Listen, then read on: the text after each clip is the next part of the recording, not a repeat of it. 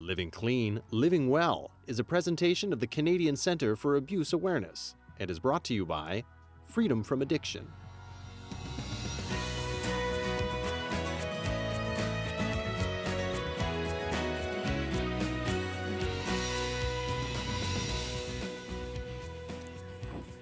Welcome to the show, everyone. If you are dealing with chronic pain, if you are finding that your pain medication is becoming too much, if you've been on opiates for years and years and years, and as one of our friends here and addiction counselors, Dr. Dawn Slesser, is fond of saying, you're sick and tired of feeling sick and tired? Well, this show is for you.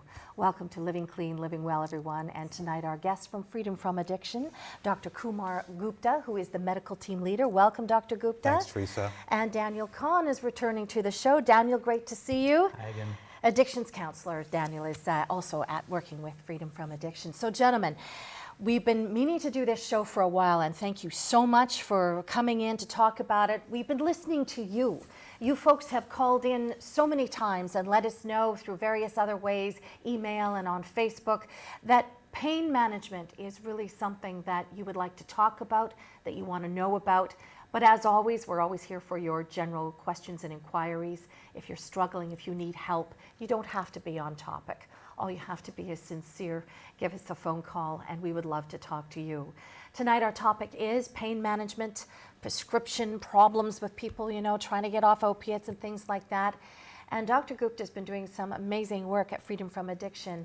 And we'd like to talk to him about it, and Daniel as well in the counseling end.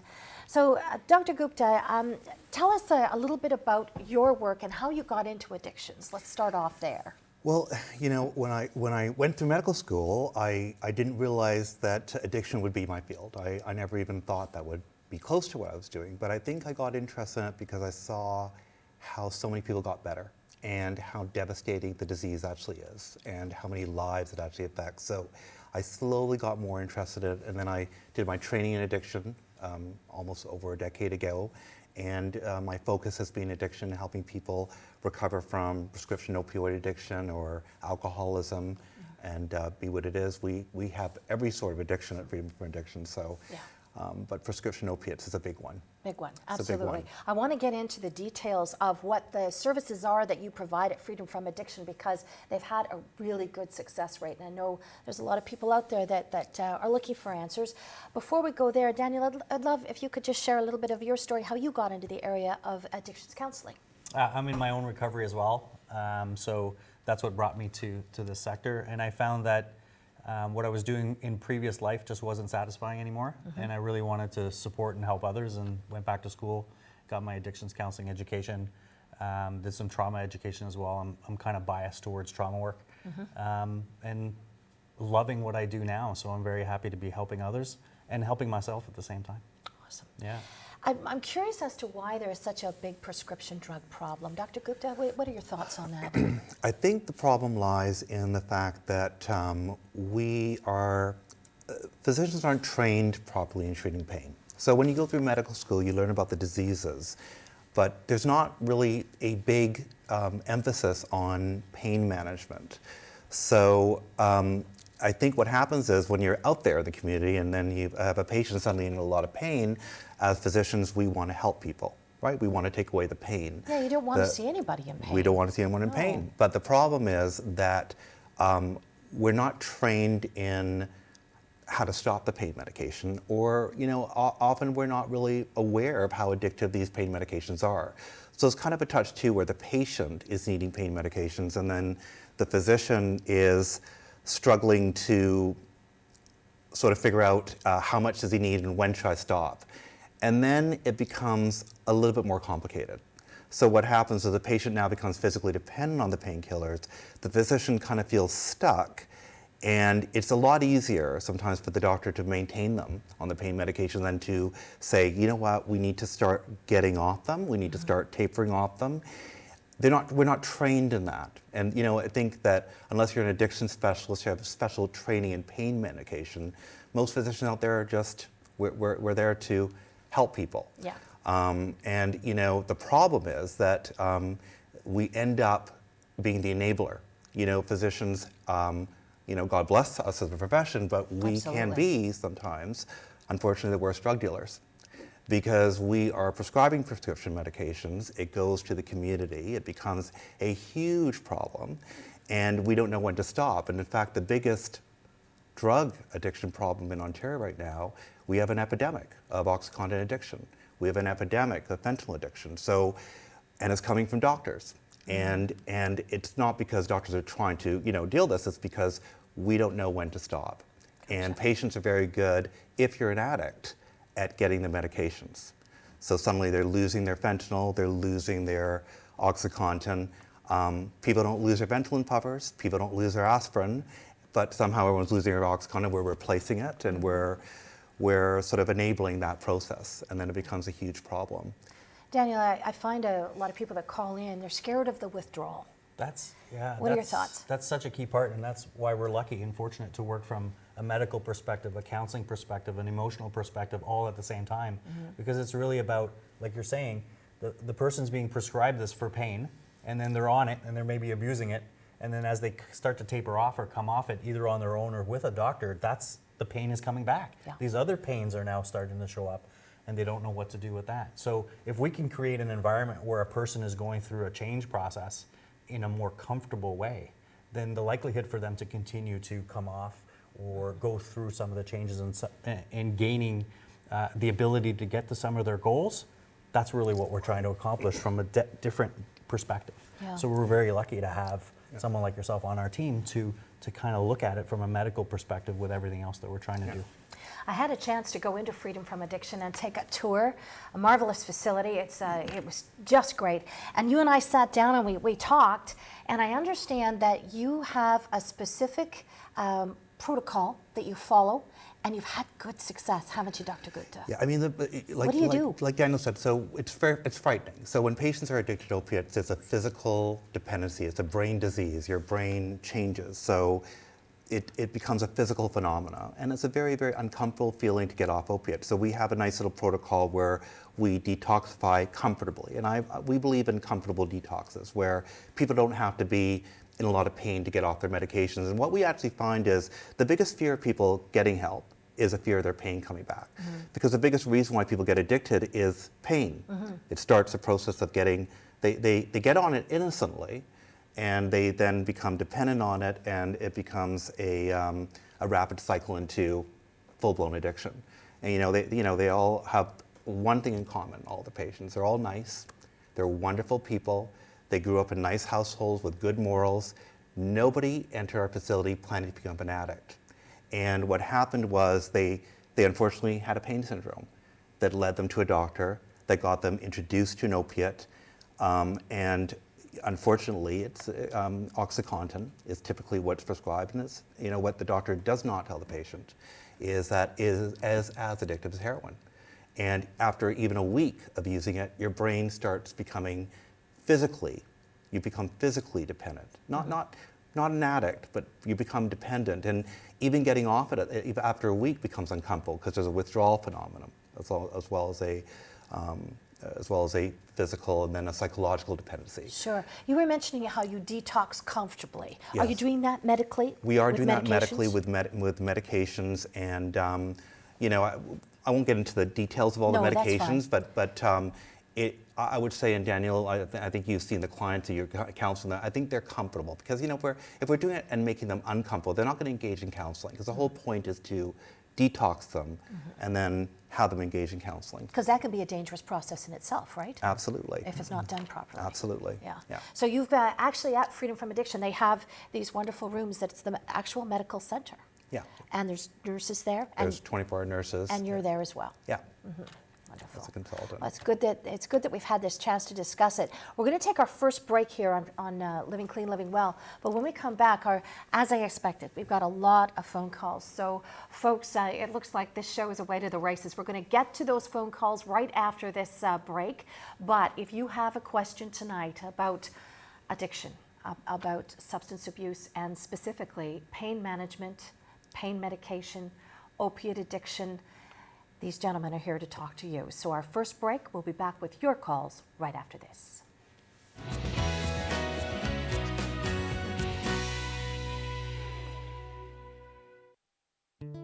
It's scary to think that you're going to live the rest of your life without drugs and alcohol when it's all you've depended on.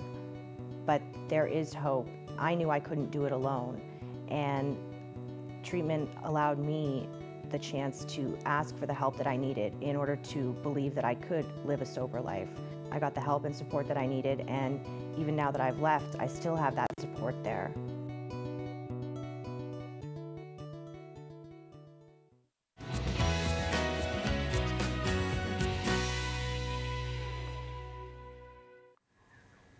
Welcome back. Our guest tonight on Living Clean, Living Well, Dr. Kumar Gupta, who is the medical team leader at Freedom from Addiction, along with Daniel Kahn, who is an addictions counselor. Shall we go to the phone lines, gentlemen? Let's do it. Absolutely. It's your turn, folks. Let's go to line 1. Kate's been hanging on patiently from Stony Creek. Hello there, Kate. Welcome to our show tonight. You're first up. Go ahead. Hi there. How's everybody today? We're good. How are you, hon? Good, good. I'm more or less calling about pain clinic wait times more than anything. I myself was on a pain management clinic wait list, and then a year surpassed, and my doctor's nurse called and said, "Would you like us to renew that?" And you would just go back on the wait list. And I actually opted out of that. I have a upper back neck injury. And they've taken me off of all pain meds, including, like, I was only on Tylenol 3, but they took me off of that completely. My question is, what are people supposed to do during that wait frame? And I mean, so that I know a handful of people who were on a wait list for a pain clinic but couldn't get in, so they actually turned to a street drug or something to get them through. So it's just a wait thing more than anything, I found. So Yeah. I know that they're turning to other things. Do you have a family doctor at all? Oh, my family doctor? Yeah. I have a family doctor, yes. And have you talked to your family doctor about, I mean, the wait time's a problem. I mean, you know, sometimes it's 3 to 6 months, but you're talking about managing your pain while you're waiting? Right. Is that the frustration that that's Well, what I'm hearing, sort of? That's what I was talking about. Yeah, I didn't turn to street drugs, but I know a handful of folks who turned to something while they were waiting. Because you feel there's not enough accessibility to a pain doctor who can manage their pain properly. Correct. I myself was on a wait list for 1 year, and Right. very recently the nurse from my doctor's office called me and said, "It's been a year. We need to renew this. Do you want to do this? Because you'll just go right back on the wait list." And I thought, no. Yeah. Daniel, are you hearing the same complaint from Yeah, people you meet with? we hear it constantly in Yeah. terms of accessibility through OHIP beds or through certain public aspects. There are options, obviously, if you want to pay for them from the private sector. But like you say, I think this is something that's common and unfortunate that's out there right now. A year is a tremendous amount of time to wait, obviously, with seemingly not really an answer as to when that might come available for you. So, it's I'm grateful that you didn't turn to street in terms of that. And a lot of people absolutely do that, and I'm sure you've seen that as well. Absolutely. Did you have a final thought? Pardon me? Did you have a final thought for Well, Kate? I'm thinking that maybe just talk to your family doctor again. There are many different facilities, and maybe have him refer you to more than one. Right. And so, if there's a waiting list in one will be shorter, and then you might get luckier and get a faster time in. So maybe look at more than one facility in your area and have them look into that. Kate, thank you so much for calling in tonight. Let's go now to line 4. Hilda's calling in from St. Thomas. Hi there, Hilda. It's your turn on the show. Welcome to Living Clean, Living Well. Go ahead. My question is, first of all, I'll tell you what my problem is. I have fibromyalgia and osteoarthritis. I have been put on lorazepam and oxypam for the pain. But I am to the point now when I take them, I might as well take a drink of water. What happens to a person when the body becomes used to the medication and it doesn't work anymore? Do I talk to my physician to up the medication, or do I go on Oxycontin or What is the settlement here for the human body in this dilemma? Dr. Gupta. Well, I mean, you're absolutely right. I mean, if you feel it's not doing anything, then you just have the problem of just being dependent on them. And my understanding is, and I'm not going to interfere with you and your doctor, but talk to your doctor. But tranquilizers are typically not used for pain. They're used for sleep. They're used for anxiety. So they're not the medications we would typically use for pain.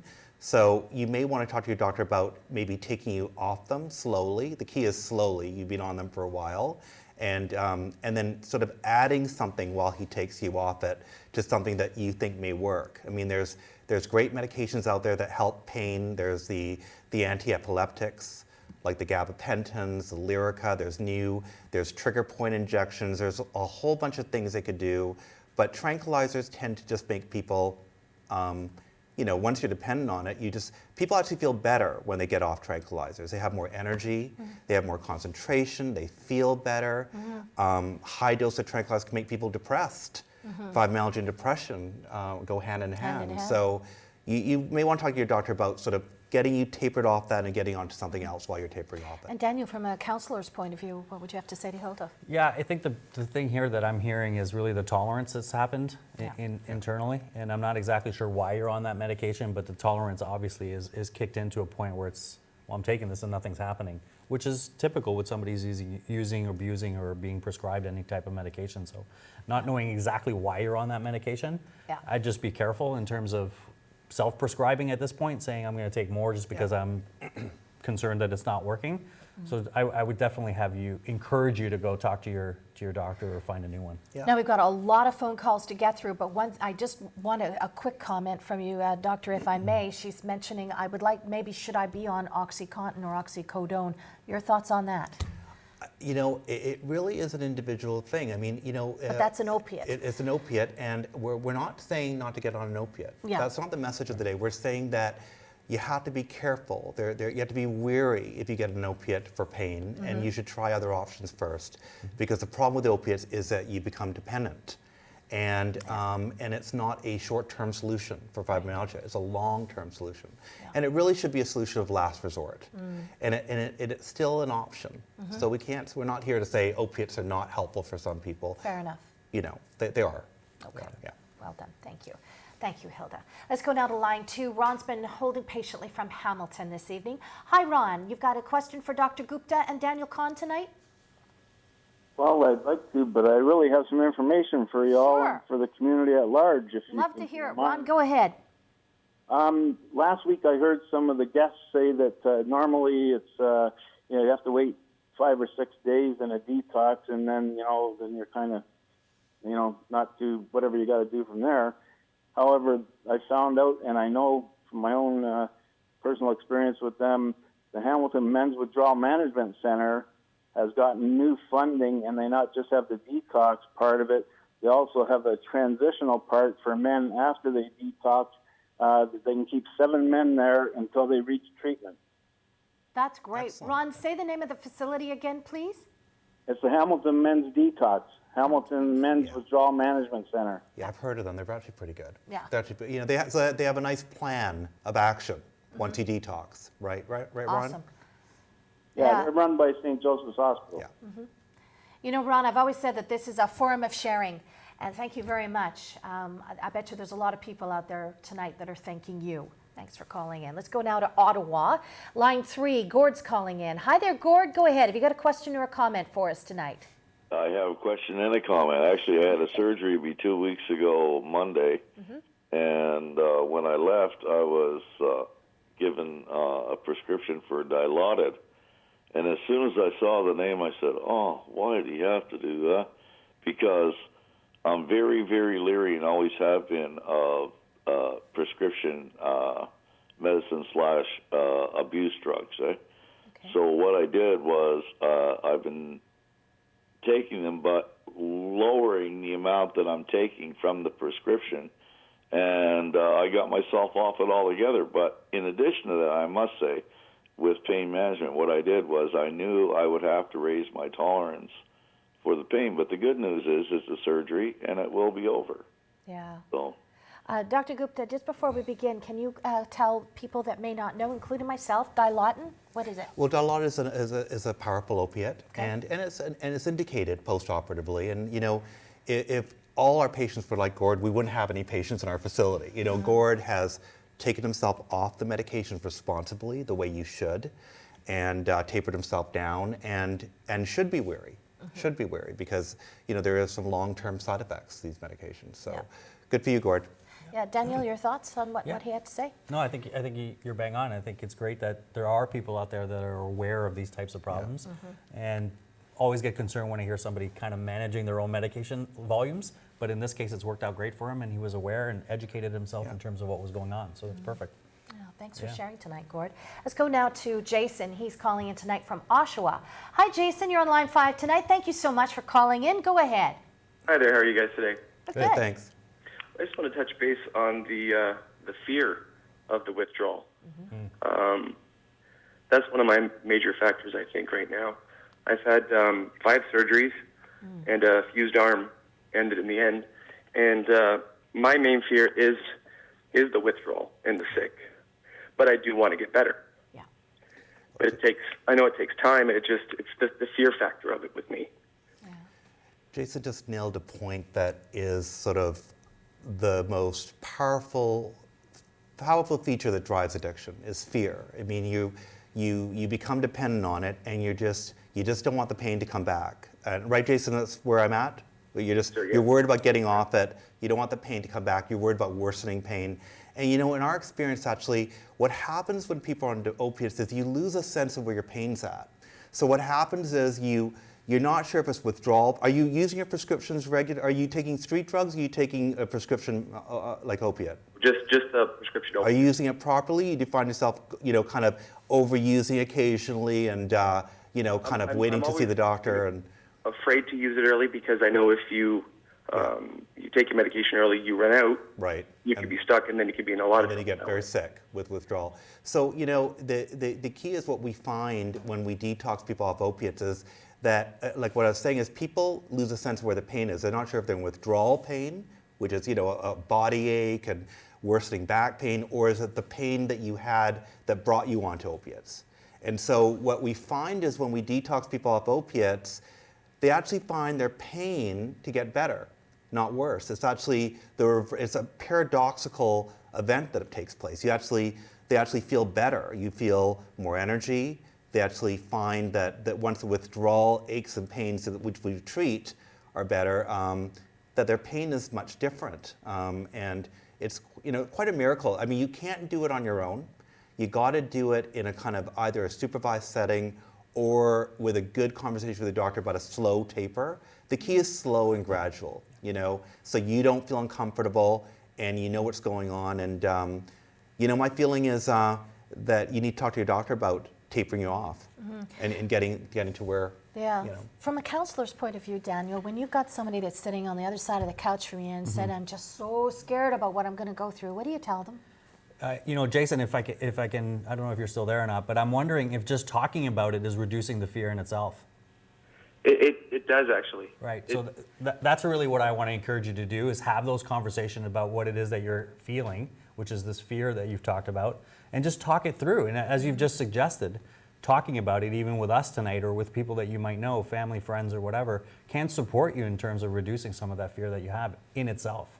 When I was in the offices of Freedom from Addiction, Dr. Gupta, you were saying that sometimes you will do the medical detox, and then they'll go through the program with Daniel and the other counselors there. But you're finding as they come off the opiates or the strong drugs, whatever they're on, that you're finding that the pain that they originally went on them for is gone. Is that what you were saying That's there? what I'm saying, and I think the reason why it took them so long to get to our facility is the fear, what Jason was talking about, the fear of the pain coming back, the fear of them having to cope without any opiate. But it's amazing because, you know, pain usually over time, you know, unless you have debilitating chronic pain, can usually get better, and it's just opioid withdrawal is painful in itself. Right. And, you know, they just lose a sense, and doctors in the community are not well trained at tapering off, you know, medications. You know, we have to do a better job in Ontario on untrained doctors. When we hear pain, I've never Yeah. been through withdrawal. I just, as I always say, I'm just the television host here. But for folks that may, be wondering about withdrawal, where's the pain they're going to feel? You mentioned the back or something. Yeah, I mean, if anyone's opiate dependent, and you can verify this, I mean, it's the worst type of pain you could ever feel. It's just like a large toothache all over your body, inside and out. And when people, it's just a horrible feeling. But what happens is they're actually thinking about the feelings. And Jason, correct me if I'm wrong, but you're thinking, I'm sure you've been out of your medications earlier, and I'm sure you've had that feeling of horribleness all over your body, where, oh my God, like I can't wait till I see my doctor, it's that feeling that drives getting that prescription again and being very fearful of getting off. But that's kind of a very false sense of what's happening. That's not real. That's just a withdrawal that's there. But if you slowly taper your medications, actually, a lot of the pain actually goes away. And then you realize the pain of the withdrawal goes away. The pain of the withdrawal will subside if you do it comfortably. Mm-hmm. And there's ways to do Which it comfortably. you do, right? Which we do. Yeah. We give medications. We detox them with other medications, and opiate withdrawal does not have to be uncomfortable. Mm-hmm. We have a way to do it comfortably, and. That's what the problem is. Because when you see opiate withdrawal, you think of the TV set of the guy puking, hiding in the bathroom and rubbing his body all over. I mean, it's horrible. But like I'm telling Jason, he doesn't have to go through that. Okay, fair enough. Jason, I hope that gives you some hope. Folks, we have got a long lineup of people trying to get on to talk to Dr. Gupta and also Daniel Kahn this evening. We're going to take another break, but when we come back, more of your phone calls, and we're going to get to you, I promise. And folks, if you've got a question tonight, time to get on the phone because, as I mentioned, we got lots of calls to get to. So a short break, we'll be right back.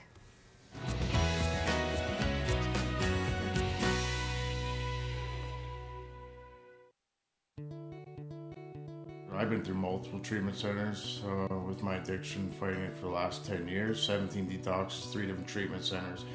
But they put me into counseling and everything here after my detox, which was the smartest thing I could have ever done. I got the real demons out of me that I wasn't able to do over the last 10 years with